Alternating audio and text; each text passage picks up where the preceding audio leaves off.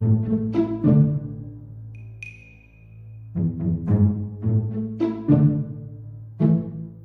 this is Parma. Hey, it's Anissa. We're doing a quick insert here because a news came up, a pretty big scandal in Korea that we wanted to address immediately because it's current news, and the rest of the podcast has been recorded about a week earlier. Saya isn't with us for this segment, but you'll find her in the rest of the episode. Just a quick trigger warning before we get into this. Refer to the timestamp below if you want to skip this segment. But this news deals with sexual violence and like hidden camera and a few other things of that nature. So if that's triggering for you, please refer to the timestamp below and just skip this segment. Okay, Anissa, you want to tell us what the news is? Yeah, so it's unfortunately not good news. A couple of days ago, there was a breaking news about Seungri from Big Bang, being allegations about his nightclub and how they're saying that it was used as a cover for like a prostitution ring and that he would provide drugs as well, and that they're also saying there's like ties to the police. Which is why which is why actually this all was not reported to the police. It was reported to, there's this like anti-corruption commission, and they are the ones who took the case to the prosecutor's office. But then like I think on the 12th, the 11th or the 12th, there was also a news outlet broke, I think it was like SBS something, they broke news about this chat room that had been between Seungri, rock singer Jung Joon Young, and a few other celebrities who haven't been named yet, where they were basically Jung Joon Young was sharing explicit videos of like sexual encounters that were taken without his partner's consent and sharing them. And I just read an article this morning that says that in their and this is from Korea Times, that they were actually talking about raping women, and they were encouraging each other to rape women, and they basically said that they had been doing this but they don't have video of it. And there's also some things in there that hint towards involvement of the police or like connections with the police that would like get them off of these charges.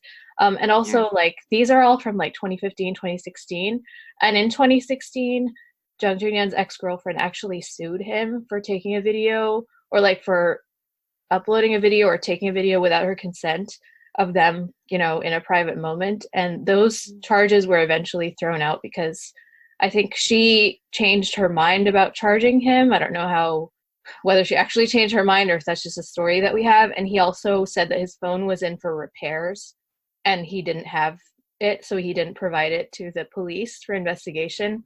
And it's actually that same repair shop that has shared these records of like these recovered records of these video files and everything with the police now. So these are actually from back then. So both of them have said that they're retiring from the entertainment industry. Seungri is saying that he's going to fully cooperate with the police, and Jung Joon Young has been arrested, and I think he's been charged for illegal videotaping and sharing of these videos. So right, like the charges against Seungri is different though, right? I mean, the charges against him or the accusations have to do with prostitution, drugs, and relations with the police. And like bribing the police. So that is still under investigation. And Seungri for now has just announced his voluntary retirement. Right. He basically, it kind of sounded like, because I was reading the announcement that he made, the press release, and it kind of sounded like he was absolving YG Entertainment of any connections to all of this. So, I mean, I'm sure he was told in no uncertain terms to do that. Yeah, by YG. Like that. But they've, like, from both sides, they've basically said that they no longer have a contractual relationship. Jung Joon Young published this article, I think, or like an apology letter, so-called, but it's a really gross. He's basically like admitting to everything that he's been accused of and saying that he's guilty, and saying like, as a public figure, I shouldn't have done this, and like I did this with no sense of guilt, and I'm really sorry. And it's just like really gross. It's really gross. Right. Yeah, and I mean, I knew he was a sleazebag after that story came out in 2016. So I used to be a fan of him because like he's a really good singer. And he's Yeah. also on 2 days and one night. By the way, he's been dropped from all those TV shows. But yeah, after that I was like, ew, you're gross. But I didn't realize the extent to how awful he actually was. So Yeah. it's kind of disheartening to see. Oh, and the other thing that I was like I've been reading people's like some Korean people's what they've been sharing as well on like Twitter and stuff. And I mean, obviously this is not as it's not as like citable as like journalism that comes out in newspapers, but people are So saying this is that more speculation. yeah, I think speculation and kind of what the Korean public is saying. Educated guess. Yeah. Yeah, that there these police corruption scandals and like this is like part of a much larger police corruption scandal that has to do with like prostitution and drugs and stuff, and it's much bigger than these celebrities. And apparently this is an investigation that's been going on for a while, so it's a really huge. Like I even read this one thread on Twitter by someone who was saying there's like a journalist who was investigating this at the Gangnam police station and like taking all of that stuff to a different police station, and then he died under mysterious circumstances. And they said it was a suicide, but a lot of people don't believe that. So it's a very crazy story. And I don't know how much of that is true, but that's what people are saying.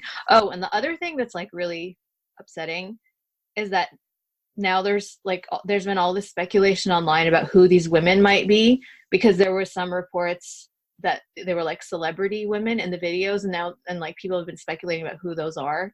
And so now there's these actresses whose agencies are basically suing these people for defamation, as they should, because that's Yeah, of horrible. course. Yeah.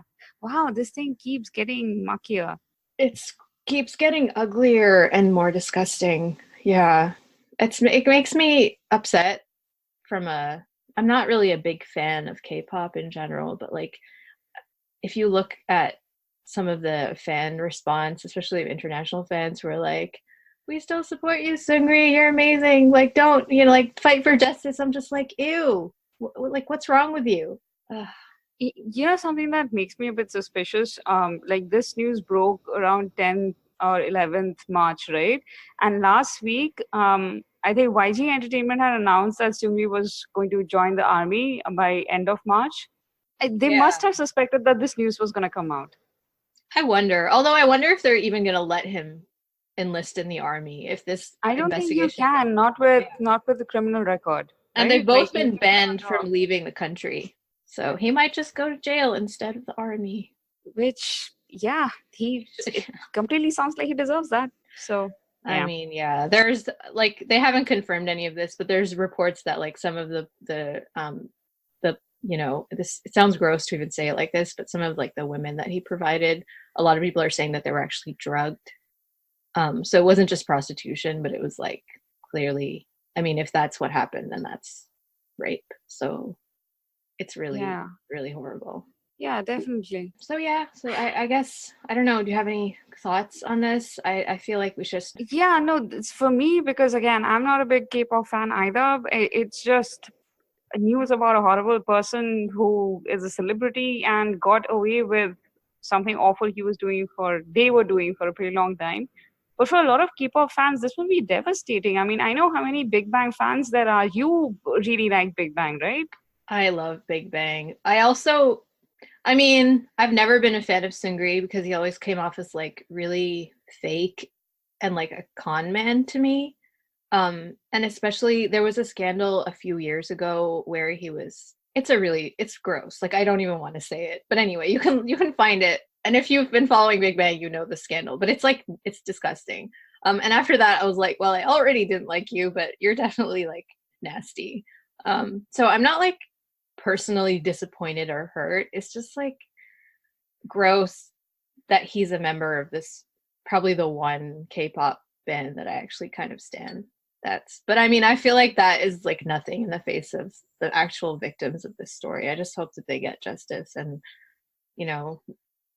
that people don't like expose their identities and make their life hell. I really hope that doesn't happen. Yeah, somehow the story always goes from the perpetrator to the victim shaming. It's just, yeah.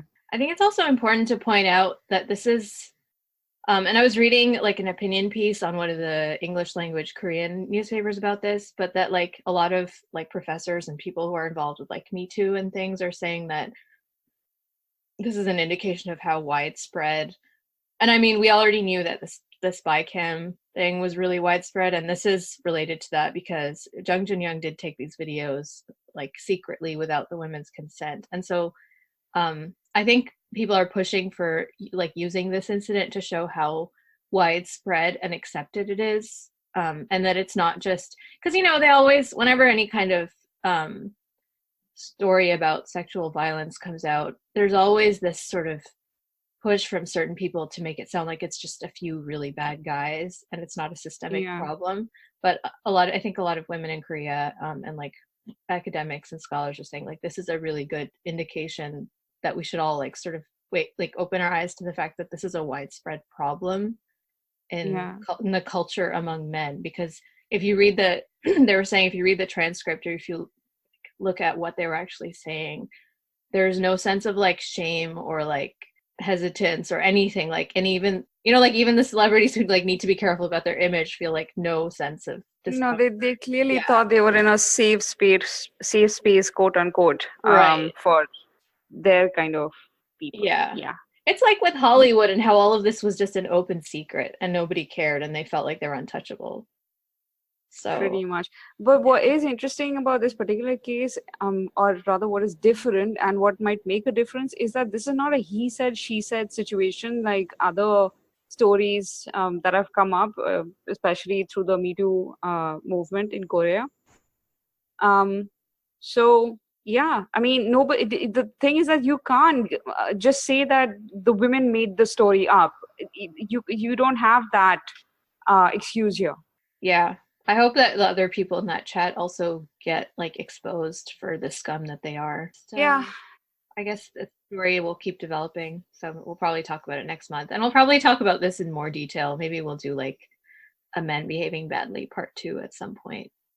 So let's catch up on this next month if there is more news on this. And yeah, otherwise let's just segue back to the pre-recorded segment now. Yeah.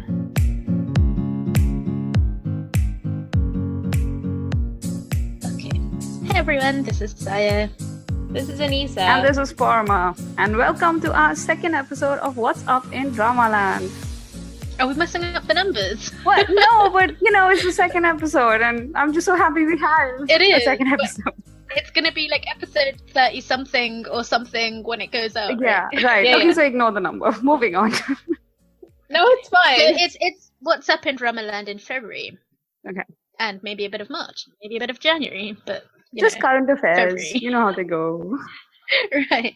It's February's fault for being so short. Yeah. Well, we talked about DramaFever, the whole DramaFever situation a while back before What's Up in Dramaland was a thing. So I thought maybe it would be interesting because there's been a whole bunch of stuff in the news lately with At&T to get an update. Lowdown. What's an Lowdown. lowdown? I'm hungry. Update plus a lowdown. I'm eating. We're creating new words. This is staying in, isn't it, Pete? Yeah, totally. Yeah. All right. Okay, Go. an update on the At&T situation post the DramaFever shutdown. Okay, so there's been a whole lot of stuff in the news lately. So back when everything was going down, At&T said they'd be rolling out a new streaming service by the end of 2019, and that was the reason that they closed down DramaFever and also Filmstruck after they acquired Warner Media, which owned both. So not long after that, I think it was like January or something, I came across the news that Filmstruck's library had actually been acquired by the Criterion Channel, who are launching a streaming service of their own. And it's basically the whole library has been saved thanks to a campaign led by a group of filmmakers and actors like I think Steven Spielberg, Rian Johnson, Guillermo del Toro, Leonardo DiCaprio. Loads of people signed this open letter. Was it an open letter? It was a letter. Yeah, I think it was an open letter. Yeah. So Filmstruck effectively has been saved, although not in the same what is it called? Not in the same form that it currently it once existed. Right. But all of their library is gonna like carry on living. So that's interesting. And what struck me about that is that that Filmstruck had time for that.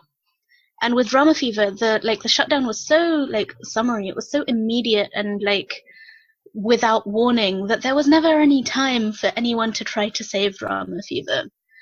So I don't think that they thought anyone would even care. Right, exactly. I honestly, I feel that there's some kind of racism, unconscious or otherwise, behind that whole idea. Who would even care about Korean dramas? Mm-hmm. Like, who watches that stuff anyway? Like Koreans, who cares about them, right? Or like weird ladies in their basements. It's also related to like women's entertainment, which I think is also so much lower in prestige than like it's not highbrow enough. Yeah, so true. It's not film. Yeah, it's not classic cinema. Yeah. Right, exactly. So I mean, there's a whole lot of number stuff going on here. The AT&T stock value has fallen like 15% over 5 years, while Netflix has seen a 480% rise, and that's a pretty staggering number. So AT&T also, they have a current streaming service called DirecTV, which they launched. I can't speak today. They launched in 2016.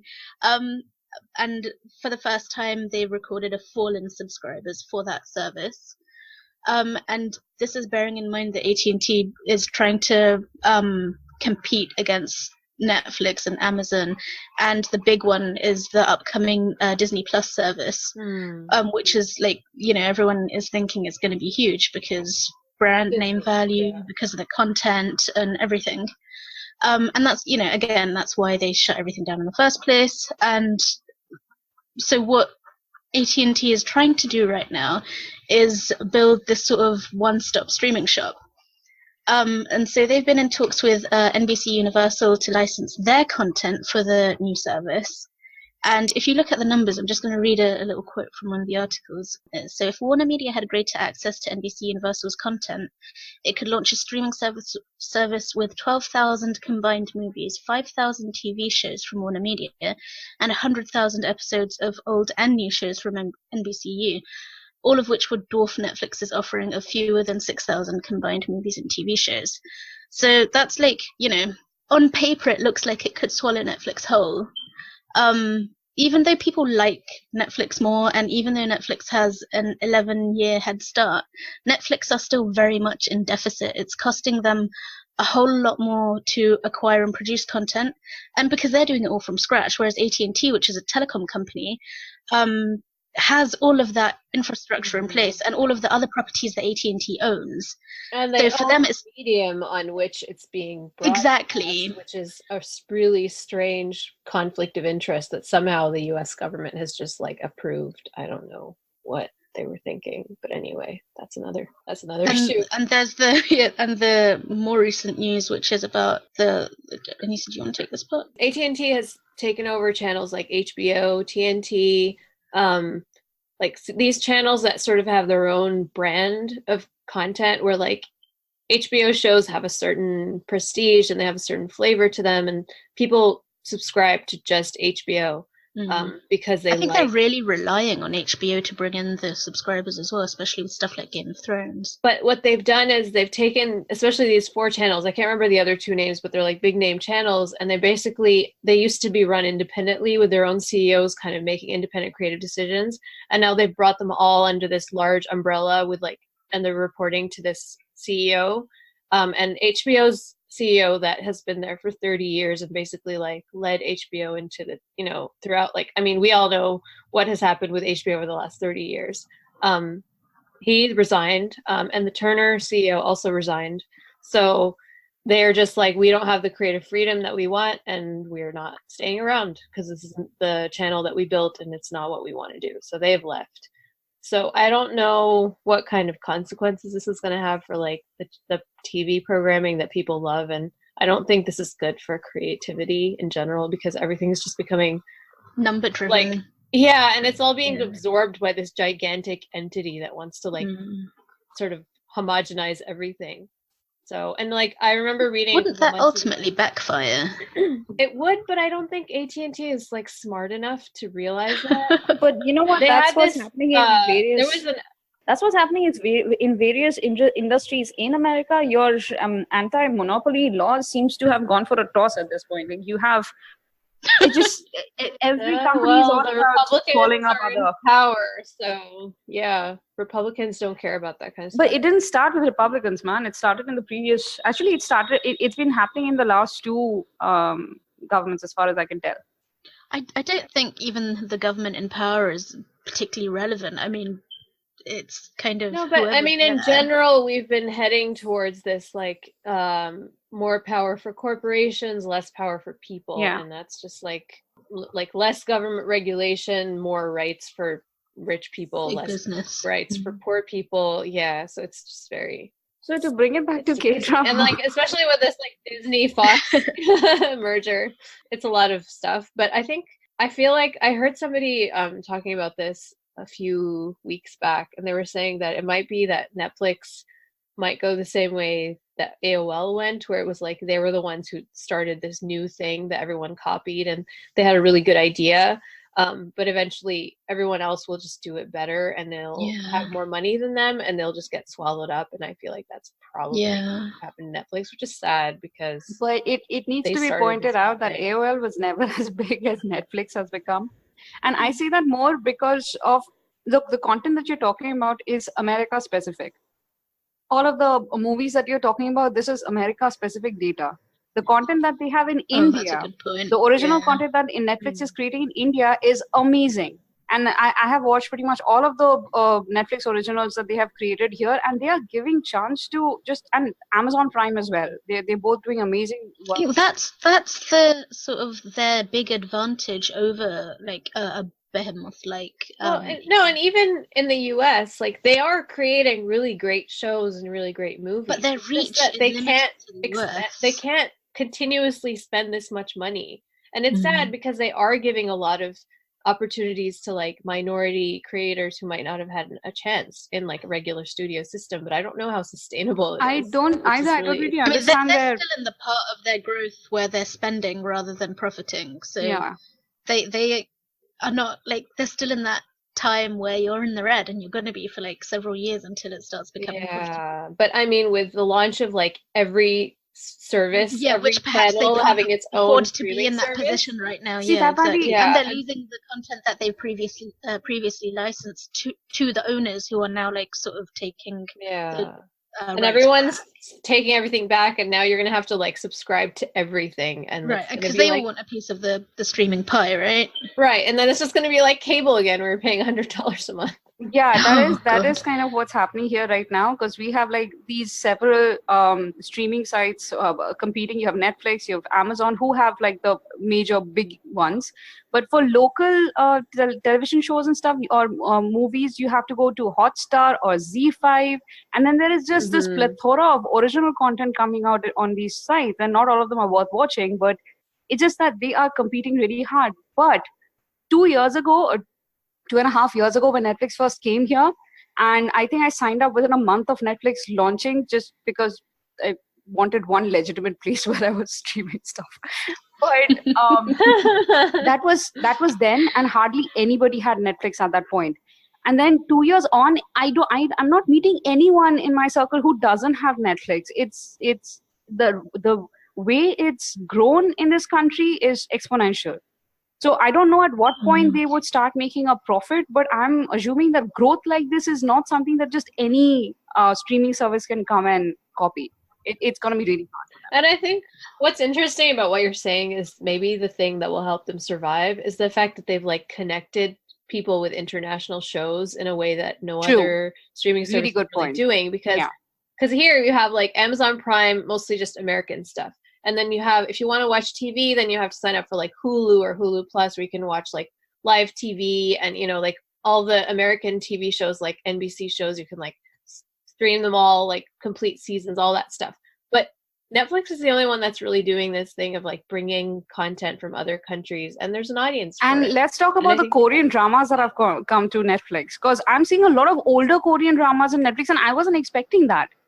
I'm seeing everything from. Yeah, but do you know what this is? This is DramaFever's lost licenses Yeah, of have course. been like But I snapped up like by that Netflix, Netflix and has this is stepped kind of in and like picked it this up. is all like a right, but it's more kind. I mean, it's DramaFever part of the shutdown is down to Netflix. They're on part one. of the reason that DramaFever couldn't. Like, I'm not continue willing to anymore. give Netflix credit for getting these licenses because basically you killed the old one to get these, and I yeah, really I mean, don't. it's great. I really don't think that's justified because we remember the data back then, like when in the last time when we were talking about this.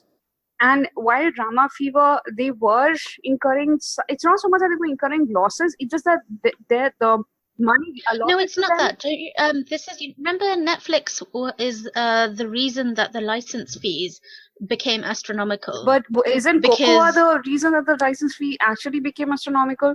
Like, No, I mean, Cocoa. Well, they're the people asking for the money, but Netflix is the one paying it. but Netflix had If very someone is few. willing to pay that amount, Netflix had very few.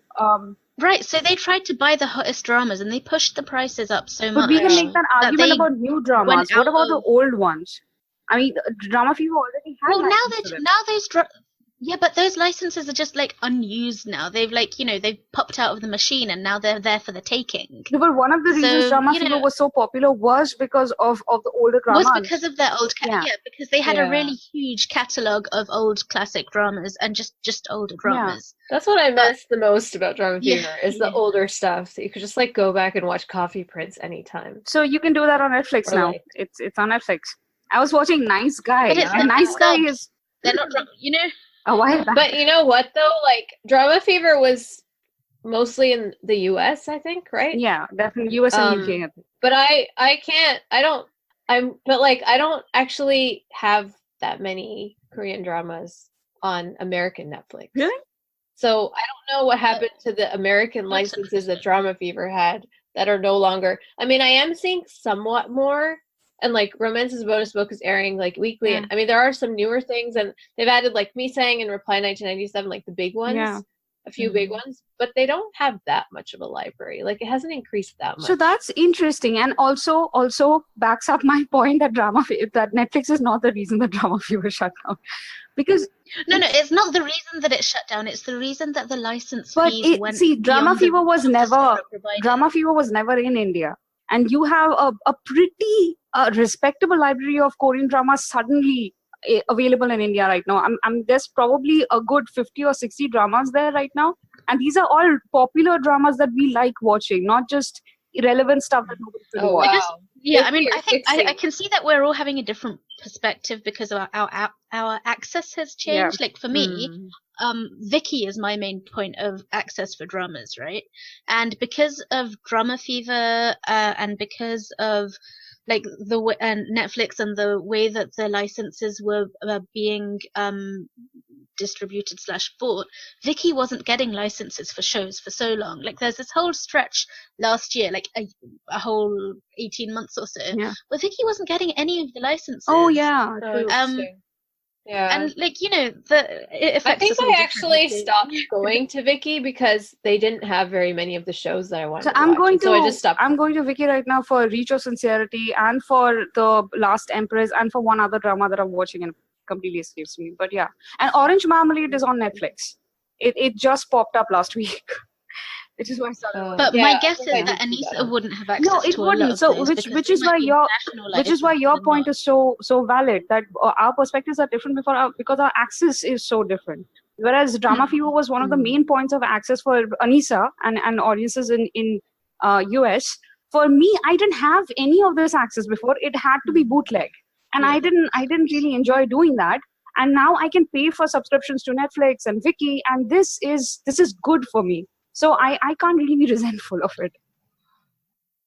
Interesting. That's fair. I feel like we could probably spend the whole Yeah, we session should move talking on. about this. Yeah, but we should move on. Yeah, we don't Or have. maybe just finish relevantly with the last question of where do you think that leaves Drama Fever? Like, do you think it will be revived or is it gone forever?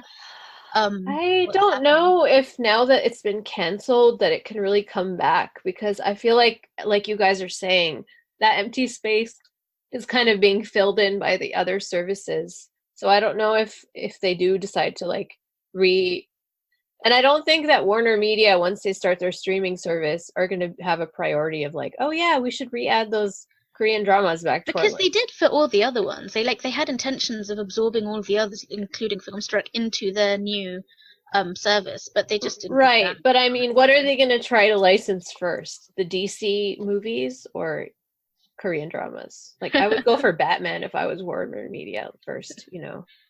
Although I guess they own Batman. I don't even know how that works. Anyway. Moving on. Yeah.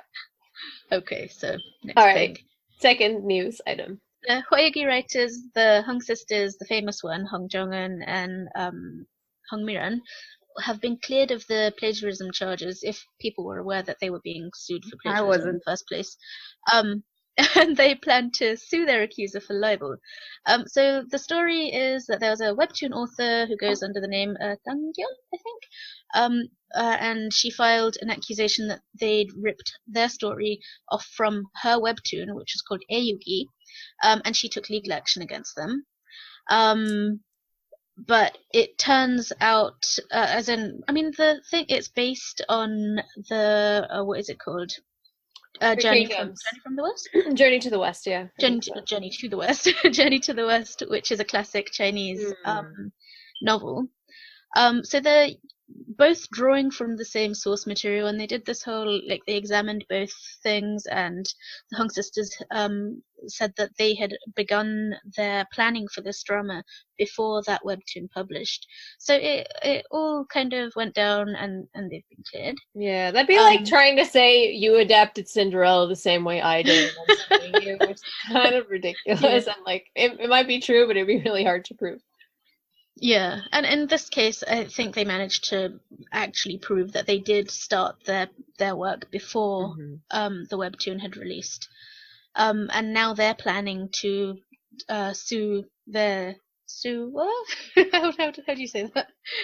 Sue the person who sued them for defamation. Which is a system that's a bit messed up, though.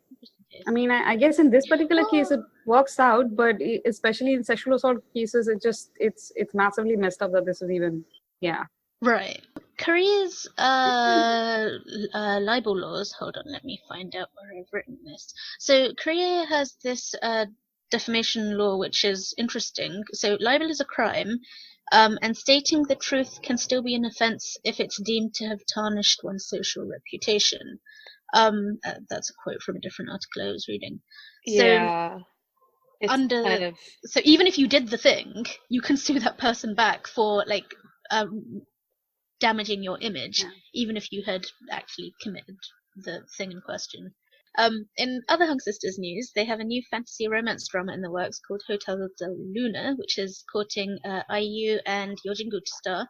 It's a pairing I'd normally find really exciting, but I've stopped being excited for their work for a while for the same reason as the reason I'm quitting some Jijin dramas.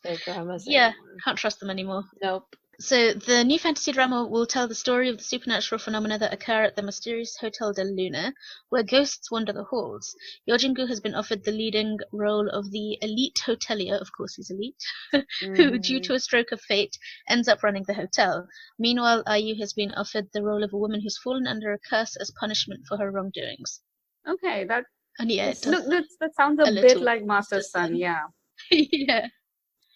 Yeah, but then that was one of their better dramas.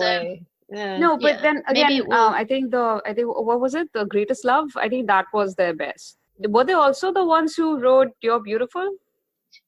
Yes. Okay, that. Yeah, You're Beautiful was the I don't best. think you mean that, P. You're Beautiful is the best. Yeah, The Greatest Love has some like ending problems for me, at least. Oh yeah. Episode 14, I was like, what? Okay.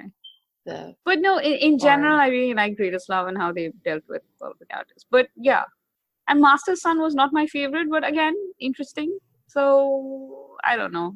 Hwayugi wasn't their best effort. They have a second half problem. Yeah. And we didn't watch the one that can't be named. Or I didn't. Did you guys? Which one? Oh, I did not. No way am I going to watch that. Oh, I watched After everything I heard, I was so like, no. bad. It was so bad, and I swore them off after that. I haven't watched anything of theirs. Oh, that was Gongyu and Suzy? Yes. So Right. terrible. I So never want terrible. to see Gong Yu Even brought the down parent like that. doesn't sound right. Yeah, poor Gong Yu. Okay. Okay. Third piece of Um, news. so the next couple of items is law related. So Chae Min, who was most recently, I think, in Lawless Lawyer, he's been indicted in a road rage incident. Kind of interesting, I didn't realize, is that he has a history of violent behavior. So that's the latest for him. I've gone off of him after Man Who Dies to Live anyway. Yeah. I don't Although like him I anymore. feel like because he was in Lawless Lawyer, I feel like it's okay to watch him be a villain. I don't have to like him. I can just Mm. hate him comfortably. But the other thing I wonder about that is he to be blamed for that role? I don't really Because, think so, because most artists are tend to be a bit tone deaf about the larger implications of the stories being told. They're right. too I wrapped feel like up that's in more of the a writer showrunner issue. yeah, I agree. Especially because generally I like Cho Min-soo in the but he does very I don't know that he has a lot Weird of variety, Jack but Sparrowish characters. yeah, he does interesting. Yeah. He does interesting characters, but he does have a history of getting in trouble with, or rather, fighting with his producers. I think he got thrown off a show at one point. Mm. So yeah, so he has got anger management issues. And I feel like he harnesses a lot of that for his roles as well.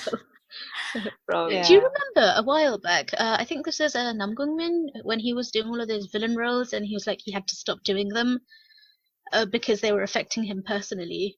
I wonder how much of that affects like actors in general, the ones who do these sort of complicated villain roles, and I was how much that watching. bleeds into them. Yeah, I was watching an interview with an actress, and I don't remember what actress it was. It wasn't one that like I had really known anything about, but she had been in like one of those shouty, screamy, slappy daily weekend dramas with like mother-in-laws and like daughter-in-laws and like drama. And she was saying that she's like her personality is not like that, but for the first time she played a villain who like screams and shouts a lot. And she's like, I never screamed like that in my life before, but like since the drama ended, I found myself losing my temper a lot more easily. Wow. And it's like changed my That's personality. I was like, oh, that's not good. So I guess it does. Like acting a certain way, it affects you, you know. Okay. Okay. So the next part of that is remember Ki Duk and his sexual assault accusations and stuff. So he retaliated to that with a claim of defamation, and the prosecution threw it out. So yay! Yay! Yes. Justice for once. Maybe this is the beginning of change for that particular law, because clearly it needs overhauling. Yeah. I hope so. Yeah, and there was that like K-pop group who were like severely abused by their, you know, CEO and stuff too. And the I think they had Eastlight. to be careful about how they Eastlight, yeah. the Eastlight. They had to be careful about how they talked about it as well because of defamation laws. So maybe all these issues coming up around the same time. And like it creates a problem in telling the truth because you can be sued for that, and that can ruin you if you're not, you know, powerful or have some kind of backing. Right. It entrenches the power imbalance even more. Exactly. So that's dark stuff. On to light stuff. So you guys will enjoy this one. Sky Castle stars Kim Bora and Jo Byung-gyu. I don't know who these people are. Are confirmed to be dating. They're cuties. Yay! These are the teenagers, right? Yeah, the teenagers. I think so. Oh. But it sounds very cute. Okay. And like everybody's happy for them. Yeah. And this one I do know. So the next one is Lee Pil-mo gets married. Lee Pil-mo, the teacher from School 2017, also Kep from Pinocchio. Oh. You know, Lee yeah. I also really loved him as one of the, I think maybe the oldest or the second brother in Sons of Soul Pharmacy House was like a really, it's like a 5-year-old family drama, which I really enjoyed. Ooh, I know the name, but I haven't watched it. Oh, didn't know he was in that. He was really good in that. I really like him. Me he too. was busy kind of gruff, warm characters.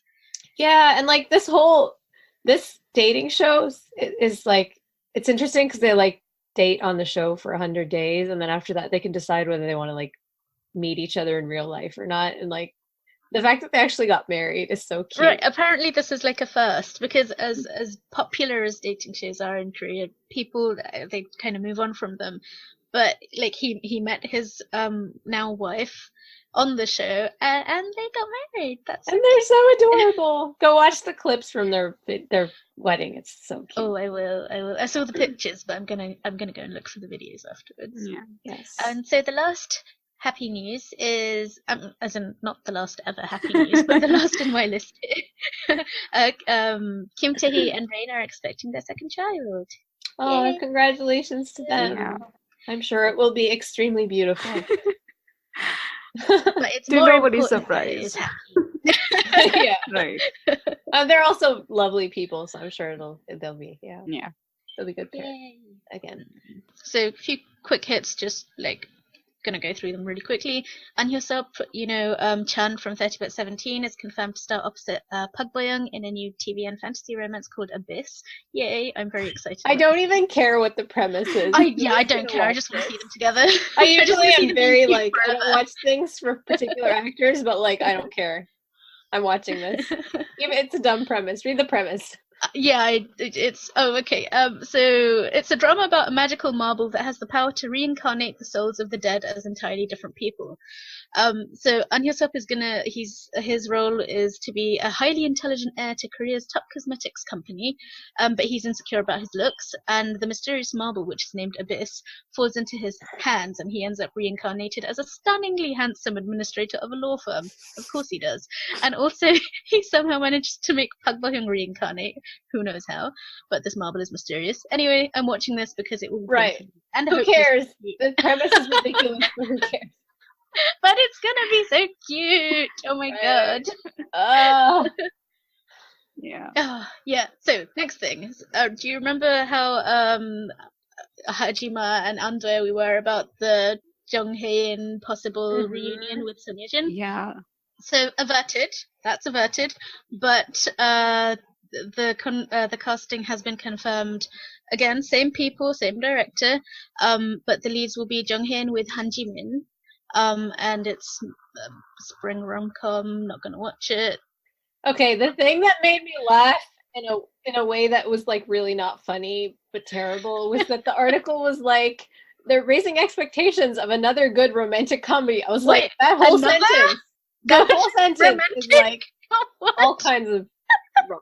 Everything give- about give- it is wrong. To give context to people who don't realize why we are appalled about this, is that this is the Pretty Nuna production team, and Pretty Nuna had nosedived into great to awful, like really, really fast. Well, it wasn't a rom-com. And it And wasn't a wasn't rom-com. wasn't rom-com. good. That was also Yeah, it wasn't exactly. rom-com So, like at all. everything about it is just There was romance in it, but it wasn't romantic. And there was little to no com. Where was the com? exactly a very Yeah. no com. Hmm. All right. So last things, adaptations and renewals. So the Villainess, the film, the Which Korean I film, The loved. Villainess, which I think Burma. Oh, you did actually watch it because we talked Yeah, about yeah, it in a yeah, previous yeah. It was so Yeah. good. So that's about to be adapted into a US series, which is going to be set in LA. It's a film about a woman who's been trained as an assassin since childhood. Sounds good. Snowpiercer, another Korean film from 2013, is going to be adapted also after the pilot was picked up in January. In the opposite direction, the US show Designated Survivor, which was the original, was really popular in Korea thanks to Netflix. Interesting. That's coming to TVN with Ji Jin cast in the lead role as an official who's put in charge to run the country during a state of emergency, and that's set to air before June That this sounds year. like perfect casting. Yeah. I actually don't know anything about the show, so Okay. Well, I mean, I Have can you just watched see it? him as like a reluctant politician who is now leading the country. I haven't. I just know what the. oh, Ji Jin right? Actually, Yeah. I mean, it's like it stars Kiefer Sutherland, so you know that vibe. I also don't recall if I've watched that dude in anything either. Okay, I've never mind abandoned then. American It's TV. fine. It's fine. I'm very unknowledgeable right now. That's totally fine. So next thing, second season of OCN's 2017 extremely creepy psychological thriller Save Me is in development. The first season had Jo Sung-ha starring as a creepy cleric, had Soyeji, Taekhyun, Udo-hwan, and other people who I can't remember. It's about a family who loses all their money and moves to a small town in the middle of nowhere where they fall under the sway of an extreme and very, very, very creepy religious cult. And that's all I know about it because I got to episode 4 last year and I was too scared. Yeah, I remember how much everybody loved this, but I refused to even watch one episode. It's I'm not. scary. Yeah, no. Terrible things just keep on happening. Nope. But obviously I have to catch up so I can watch the second season, which is set to air in the first half of this year. Yeah, the rest of us have no such ambitions. I'll keep you updated. Yeah, exactly. That reason it makes zero sense. So I'm sorry. Who said it had to make sense? It just needs to. Oh, I'll see. Maybe I'll be too scared. Last thing, Must Singer, the US version has been renewed by Fox for a second season. It was their highest rated new series for the 2018-2019. Yeah, speaking of things that don't make cool. sense, I just don't like that at all. I feel like one of us should take the plunge and watch this. Not me. I'm opting out. It's going to be you, Anissa. No. Well, the fun thing is that literally today, NBC's just announced that the King of Mustang is going to be adapted for European audiences as well. So France, Germany, and the Netherlands will be doing their own versions of it. I guess when it comes to the UK, I will not check it out. I'm sure I don't really watch music talent shows. Yeah, I don't really either, unless they're Korean. But I don't have any desire to established we only watch stuff that I don't have any desire to watch a poor replica of a Korean fantastic original. Right? Yeah, exactly. I think that wraps up our news though. Did I do that fast enough? You were amazing. I'm so impressed. I tripped over about 20% of the words, but No. I'm like always in awe of how fast you can talk. It's amazing. So, next up we have upcoming dramas in March. So this is like not a super exciting month. Just a note about stuff that we've already talked about. We mentioned Possessed and Big Issue in the February upcoming, but because of certain scheduling issues, they've both been moved to March. So I don't recall us being super excited about that because one is called Possessed and the other one is just about paparazzi following someone. Yeah. So the new ones that we haven't talked about, the first one is called He Is Psychometric, and it's starting on March 11th on TVN. It will be 16 episodes, and it's got Park Jin Young and Shin Yeon, both of whom I don't really know much about. I think Park Jin Young is an idol, but the premise is that Leon has the ability to read people's secrets, but he has trouble controlling this power. He meets a woman who tries her best to hide her secrets. They team up to bring down criminals. Is this like a dark version of I Hear Your Voice? Perhaps, but I don't think it's a Nuna romance. Bad. I mean, it might be good. If they get the thriller part right, it doesn't need a romance. It's down to execution, I think, or writing, really. I also don't know much about these actors and if they're good. So I guess we'll see. Well, we'll find out when it starts whether it's good or not. Yes. The next one is starting on March 16th on OCN, and it's called Kill It. And that's all the information that I have, but I feel like that pretty much tells it up too. Yeah, it sums it up, right? It's starring Jung Ki-young and Nana. So everyone's excited about this one, right? Which one? Because they love Jung Ki-young. Yeah. I haven't seen him in anything, so I think not enough to get me to watch an OCN drama called Kill It. That was very popular. Okay. Come Here and Hug Me. And My Ajushi. So he was in both of those. Oh, okay. Okay. And what is it called? Go Back Spouses. None of which I have watched. He was in The Liar and His Lover, one of the band members. I also haven't seen that. Oh, I have seen that. Wait, but I can't remember his actor name. Hold on, let me look this up. He was. I will not know him by his character name. The drummer. You know. The drummer. If you remember who that is, you probably don't. Actually, I do remember the drummer, but hold on for a second just to check if I remember correctly. Oh yeah, this dude. I do remember. He was pretty much hurting himself practicing hard. Yeah. Oh, okay. That guy. Cool. Oh, okay. But anyway, apparently he was really good in. I thought you were going to say he was hurting himself trying to act. because I remember Very damning indictment.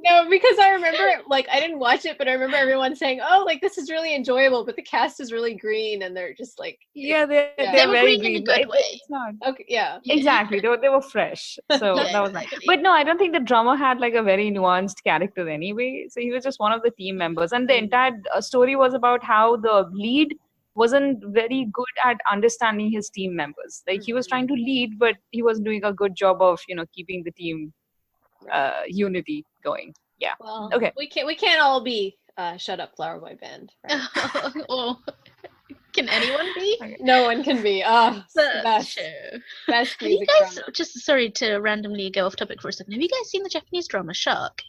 No. No. Apparently it mirrors some of, it's not quite based on Shut Flower Band, but apparently it has a lot of things in common, like the death of the someone important in the band in the beginning, and then how the main character goes on to sort of deal with that. It's Interesting. been on my list for like literally the moment I finished Shut Up Flower Boy Band, and I think I got to 3 episodes and I stopped because it was too good. And I needed Ooh, to sort you of do that regroup my too? emotions. Yes. It's such a weird, problematic thing. I know. So strange. Biggest problem with that is that you pause and then you never go back, so you've actually deprived yourself of a good drama. The next one is airing on March 20th on KBS, and it's called Doctor Prisoner. It stars Nam Gung-min, Nara, Kim Byung-chul, and it's a story about a doctor who was fired by a hospital he used to work for and returns to take revenge and overtakes that hospital by registering himself as a prisoner doctor. And just to say that Kim Byung-chul is the Hilarious. ghost from Goblin, Yes. and also the law professor dad in Sky Castle, and I love him. He's so good. Yeah. Also, is like- this like in the Tunnel. medical? Is this like the medical version of Boksu Has Returned? If it was, that would be great. Although the title is giving With me Ajay weird Shee. flashbacks to Doctor Strange. Doctor Strange. Oh God! Yeah. So I thought that was like a sequel or something. Yeah. Oh, that would have been Maybe horrible. it should be the one that fixes everything the first one did wrong. Well, I love Nam Gung-min as well, so I'm probably gonna check it out. Unless it's like really dark. Well, I like revenge, so I think I may check it out. But then I realized that I said the last several months that I'd check out so many things, and I just haven't had time. So Yeah. I intend we to always try do to this. Mhm. one day Yeah. someone will pay us to watch dramas, right? Wouldn't that be amazing? Confession. Okay, the next one. I'm not confessing. The next one's actually called Confession. It's on March 23rd on TVN, 16 episodes, and it stars Juno. Yes, I love Juno. Yoo Jae-myung, Shin Hyun-bin. So, Lee Jung Young is the guy from Forest of Secrets, right? yeah, he plays the chief prosecutor who ends up being one of the main This looks good. antagonists. Yeah, I and like Juno is the amount of amazing. revenge coming up. Yeah, I need Yeah. to clear my palette from Walk of Love as well. So this is basically about a lawyer who he becomes a lawyer in order to clear his father's name, who's been wrongly accused of murder. It sounds pretty typical. So Yeah. again, it's all down to the execution. Yeah. And then the last thing on my list is Laughter in Waikiki 2, which is airing on March 26th, which is, I feel, quite a quick turnaround for season 2, right? Like we don't usually get them this quickly. So it's starring Lee Ye-kyung, Kim Sun-ho, Shin Hyun-soo, Moon Ga-young, An So-hee, Kim Ye-won, and Lee Ye-kyung is actually the only one who's returning from season 1. Yeah, they But all this is a sounded solid- new to this is a me. solid cast, though. Yeah, it is a solid cast, but I mean, I can see being sad if you really enjoyed the first season's Yeah. cast. So Yeah. I didn't But I- watch it, but I think they the reason for the fast turnaround for the sequel partly I think is that they pretty much confirmed it as soon as the first season ended. So, and of course Kim Jong Hyun he's not working right now because of his health. So of course, yeah. Yeah. I'm sure. And that would probably take Jung In-sun out of the picture because her storyline was with him. Mm, And who does that leave? There was one more person, but yeah. yeah. I think Lee Kyung's got it in him to lead the show now. I think he had kind of taken over that in the first season, if I'm not wrong, which I haven't fully watched, but I've read a fair bit about. Yeah, So I so in could be this one, basically, he's running a guest house by himself. He's an unpopular actor. It's sad because he was an unpopular actor in the beginning of first season too. And then just like it's facing bankruptcy again, and then there's just like a bunch of friends that he brings in to help him run and then to invest in shenanigans, comedy. I'm sure it'll be funny. Everybody and he really was- enjoyed the first season. He was so good from what's it called as well, Red Moon Blue Sun. What's it called? Children of Children of Nobody. Nobody. Yes. So yeah. Yeah, I remember you saying that you were really impressed with him in that. Oh, he was really always. good. I've always noticed him to be very good, even when he was a new actor in like school. Didn't he start out in School School 2013? 2013. Yeah, that's the first time I saw him. I think I need to go back and watch that just to see all of those little faces when they were fresh and new. I That was the know, right? first drama I ever live watched because Oh, I'd wow. resisted it for so long, like live watching. It's like there's so much stuff to watch. What is Mine this? was Secret Garden, and it was like crack. Oh my Oh. god, Yes, it I was can so imagine. addictive. It was ridiculous. Okay, that's all the merch. Upcoming dramas, as usual. Like I don't include like daily soap operas and those So kinds. it's just But prime time. Yeah. miniseries. Yeah. But are you guys looking forward to watching any of these? Because I can't. I don't really think there's much for me to Not watch. really, except maybe the They Nam sound Goong Min one. interesting, some of Yeah, them. I I might don't watch know if I'll have Confession time. or not Confession.